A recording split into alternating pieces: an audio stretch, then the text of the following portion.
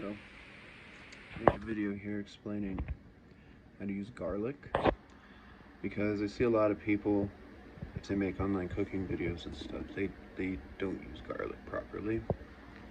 And this has taken me years to figure out because nobody explains it. And basically, the generic ingredient instruction is to take the garlic, take it out of the covering or whatever, the skin, crush it either with a knife or a garlic press, and then add it to something and simmer on a low temperature. Well, that's completely false. While that is kind of traditional in how you use the garlic, I bought this, back in maybe August or September for the holidays, and it's not been crushed yet, and it smells like pungent garlic. The reason is because it's been sitting for months. So it gets this, you see the end here, it starts to yellow at the stem. Keep it in a dark, cool, and warm place. The cooler, the longer it takes, I've noticed. Especially if you do this with elephant ear garlic, it will be the best garlic you've ever had in your life. If you use the right elephant ear and you let it sit long enough. Last time I had elephant ear, it took 6 months, I think, 6 to 8 months to fully mature. So I call it fermenting. And you get this yellow, and it's really pungent.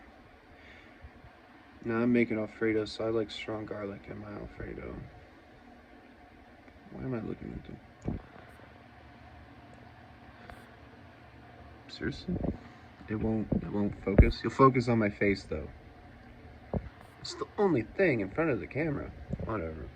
Anyway, so just taking it out, cooking it like that, it'll have that very strong garlic flavor or scent to it. Now, I have various methods. I will crush it in the oil. I will crush it in the pan because there's always some residue left behind.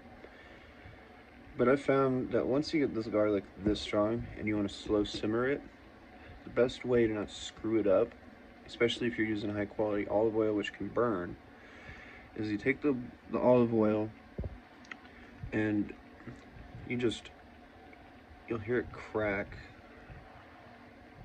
Oh, maybe this one won't crack. Like that. So you break it in half, right? So look at the center, how yellow it is. Focus, you fucking piece of shit. Let's step back. Seriously, technology is fucking garbage these days. It doesn't do anything you want it to. Anyway, I can smell it. It's really strong. And I'll do that. I'll just break it in half, put it in the oil, and I'll put the oil at a very low temperature. It's not even bubbling. It just gets warm and hot, and then you get this fragrance to it. If you want to simmer your garlic to make it softer, add water to it, and then slowly cook out the water over time.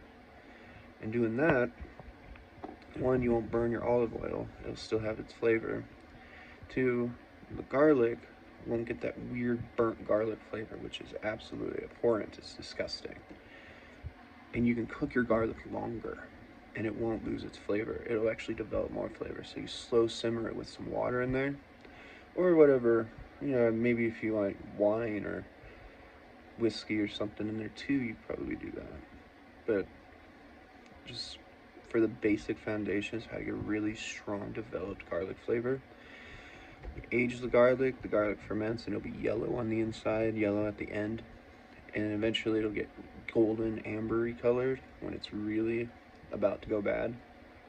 Right at the end there, one clove will be an entire ear of fresh garlic. Fresh garlic won't even taste like it most of the time, actually. Most fresh garlic doesn't taste like actual garlic should. And I came upon this one time I had an old ear of garlic and I didn't use it for a while. And I was like, I'll just finally use the rest of this. It ain't going bad. Sometimes it'll have some green on the inside. That really doesn't matter. That's only if it's in a humid place, yeah. So, or a moist place with some light to it. So pick your garlic to where it doesn't have that, but if you set it right into in a cupboard or something. Anyway, I made some chili and it just had the strongest garlic flavor, and I could never figure out how to get that again. And then another time, and eventually over the years, it just dawns on me, like, I've had this garlic sitting forever. My God.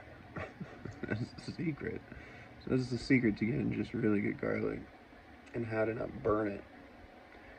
That the water will get hot at the bottom of a pan and still heat the garlic, and it'll bubble and coerce, but the oil won't necessarily be in direct heat, so it won't burn in the water.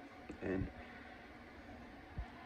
you can keep that water at a lower temperature until it slowly disintegrates, adding your onions in there, mushrooms, whatever you want to do. But